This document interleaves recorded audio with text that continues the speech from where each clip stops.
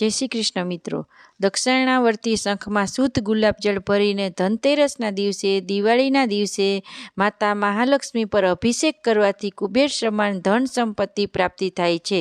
આ શંખને માતા મહાલક્ષ્મીને અભિષેકના પ્રયોગ કરતા પહેલા તેને કંકુ અક્ષત ચડાવીને શુદ્ધ મનથી ઓમ શ્રી દક્ષિણામુખાય શંખાય નમઃ આ મંત્રની 3 માળા કરીને ત્યારબાદ શ્રી મહાલક્ષ્મીના અભિષેકમાં પ્રયોગ કરવાથી માતા મહાલક્ષ્મી ત્વરિત પ્રસન્ન થઈ જાય છે. સમુદ્ર મંથન દરમિયાન 14 રત્ન મળ્યા હતા, તેમાંથી એક શંખ પણ હતો. વિષ્ણુ પુરાણ અનુસાર માતા લક્ષ્મી સમુદ્રની પુત્રી છે તથા શંખ તેમના સહોદર એટલે કે ભાઈ છે.